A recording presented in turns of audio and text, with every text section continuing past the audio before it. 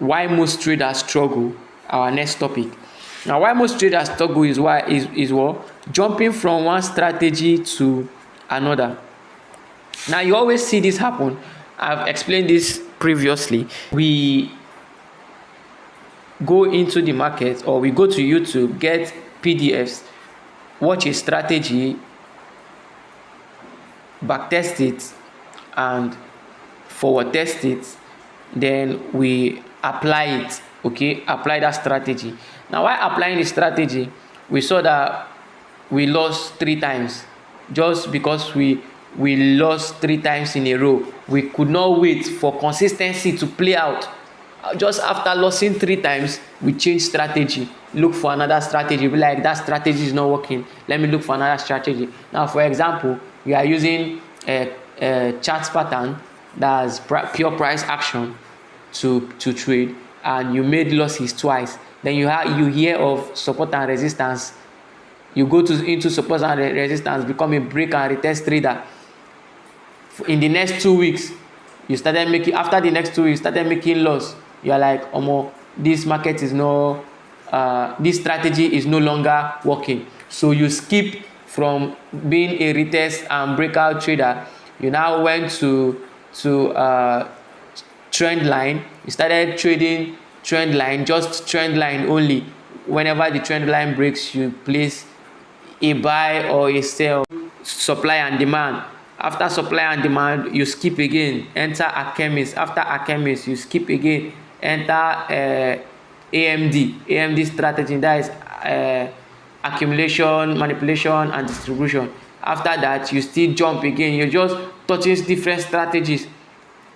It is not good. Jumping from one strategy to another is one of the reasons why most traders struggle.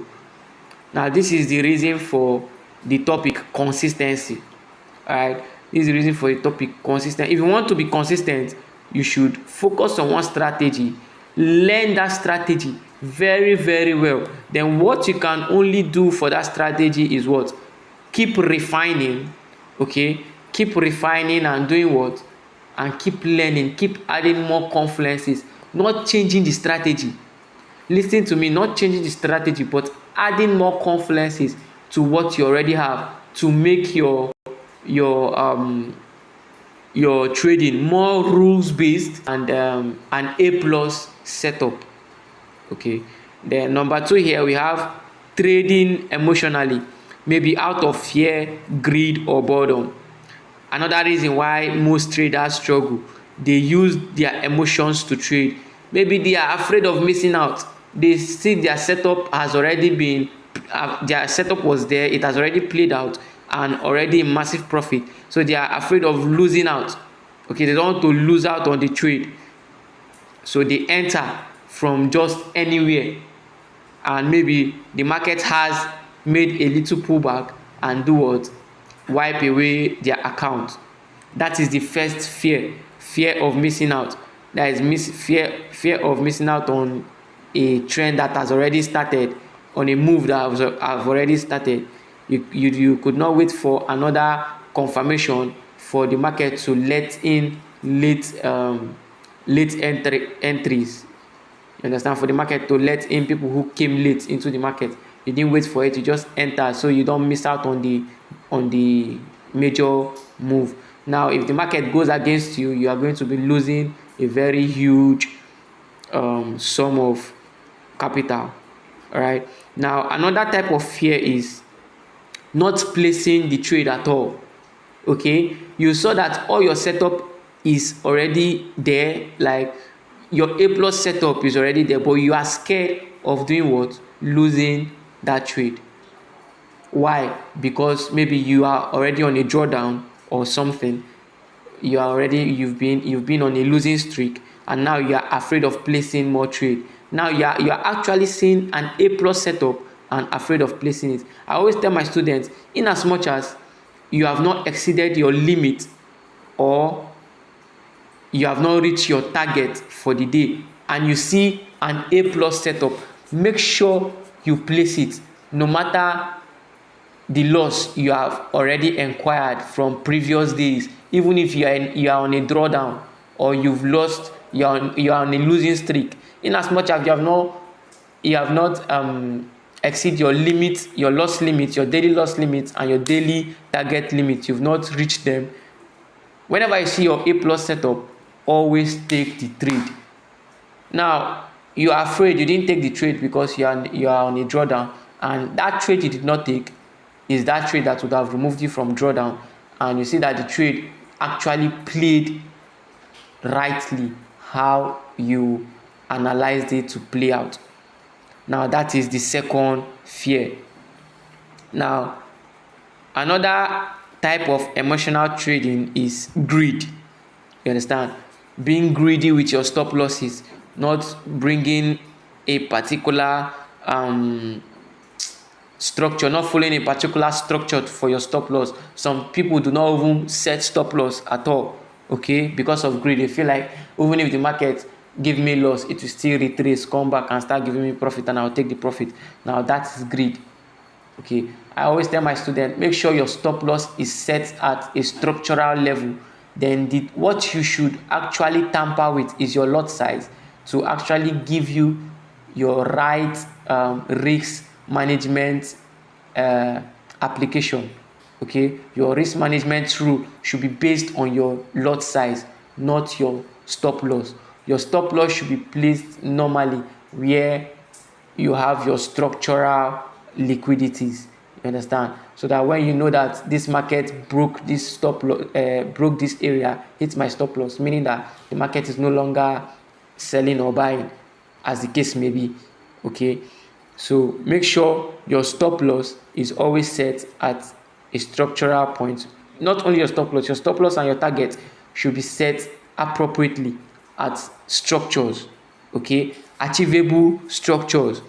Then what you should tamper with is your lot size.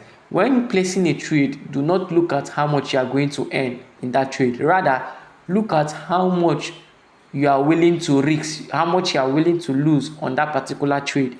That is the idea you are supposed to use in executing a trade.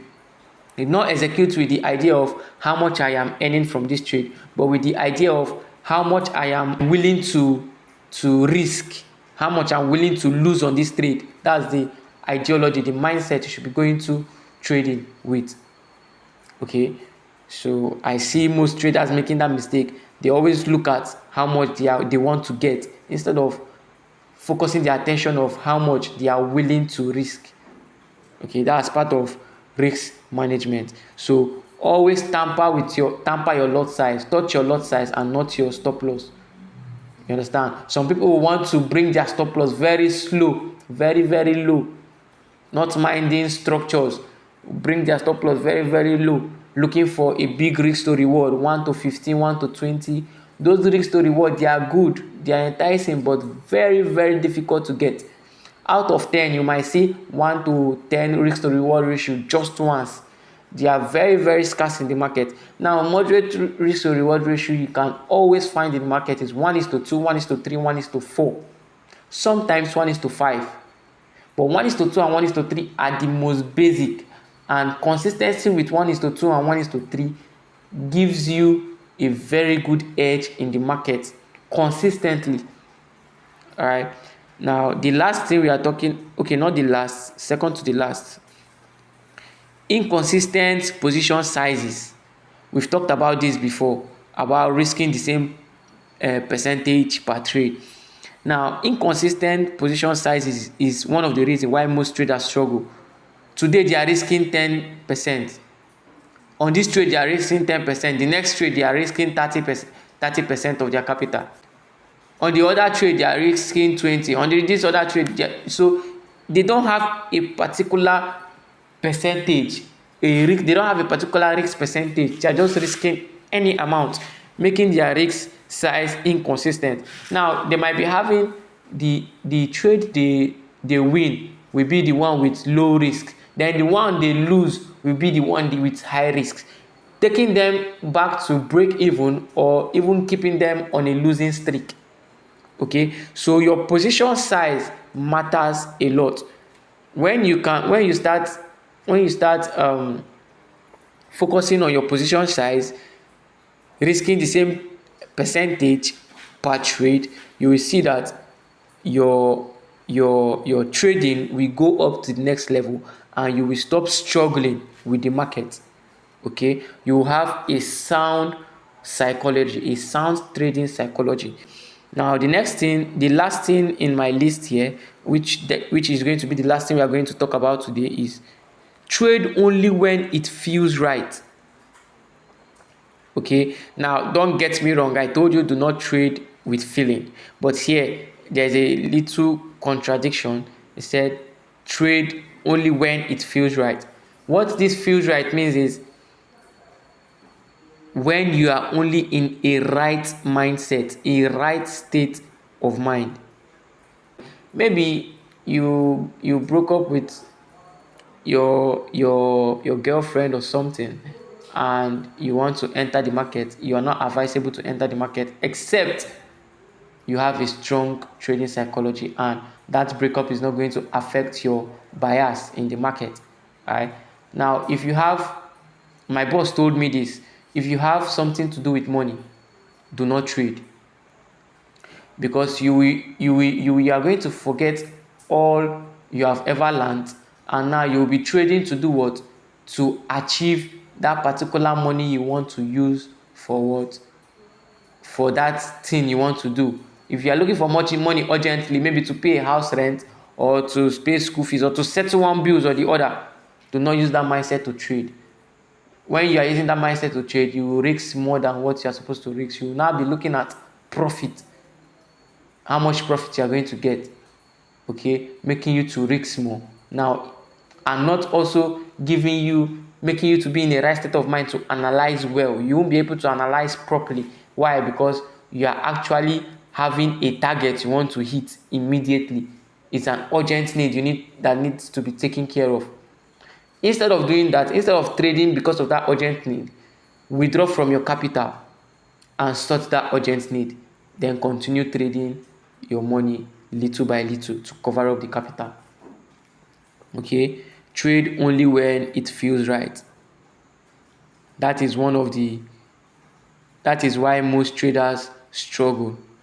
Okay, so lastly, I will end with this statement: lack of structure leads to lack of success. So in your trading, you need to have structures. What do I mean by structure? Rules that guides you, help you stay disciplined, help you stay consistent, help you stay disciplined to your risk management, helps you keep fit in your trading psychology. Okay, so that is what I mean by structure. So lack of those structure leads to what? Lack of success in trading. So that will be all for today. I'll be attending to some questions.